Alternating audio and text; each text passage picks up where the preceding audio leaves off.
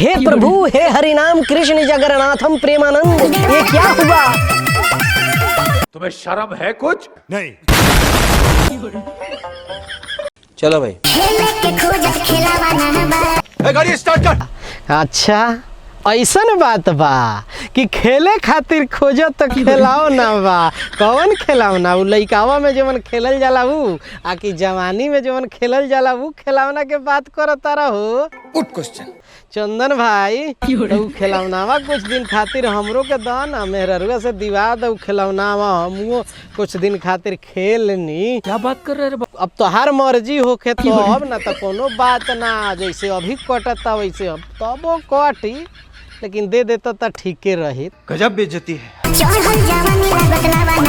क्या सोच है रे तेरी? अब चढ़ल जवानी तोहर लावना बात, तोहर ई सब गानवा लाइनवा सुन के बहुत जना के एल खड़ा हो गइलू तोरा जी में घुसे खातिर भाई।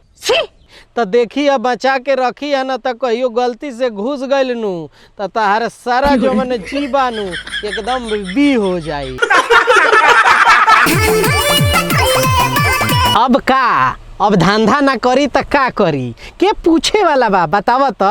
अब आँख से अंधा गाड़ से गंदा जब हो गइल बा तो का करी? धंधे नु करी। मार चौक दिए भैया जी हम तो। अब एकरा अलावा कुछ काम धंधा मिली का? अब धंधा कह के जे ही 2-4-500 2-4 कमा लेता, जो ले कमा लेता। अब जितना एक आध साल कमाए के होई, बाद में तो इहे नु कमवा बिजनेस शुरू करे के होई। तो पहले ही से धंधा कइल शुरू कर देल बा, जे बाद में कोनो तकलीफ ना होई, कस्टमर जो मन बा नु उ बनल रही। तुम्हें कैसे पता चला? सैया चलावे सैलू। क्या बात कर रहे हैं? तारा गाड़ के धोखा दे के बोका बना दे। तू रोस्टर है, हजाम ना समझिए। यही जैसे ठेल के रेल बना न देनी तो कहिए तू।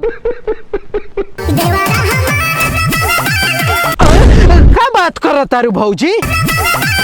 बताओ तो जरा कि ई सब गाना हो तोनी भोजपुरी के का समझ ले बाड़े सो, आ कहले सो कि भोजपुरी हमारा माई बाबू हो, तब माई के साथे ऐसा ही कहल जाला जवन माई के साथे तोहनी करत तारे सो। भोजपुरी तोहनी के माई बाबू नु हो, तब माई बाबू के साथे यही तरह करेले सो, करत होकबे तभी नु आके करत तारे। कुछ शर्म आया है? नहीं। इतना गलत कैसे हो सकता है भाई? तुम जैसे मादर चौदहों को आज ले तहर देवर बैलून दबा दबा के ही इतना बोड़ कर दिल बका भौजी के केहू और। अरे बाप रे, ये तो धोती खोल रहा है।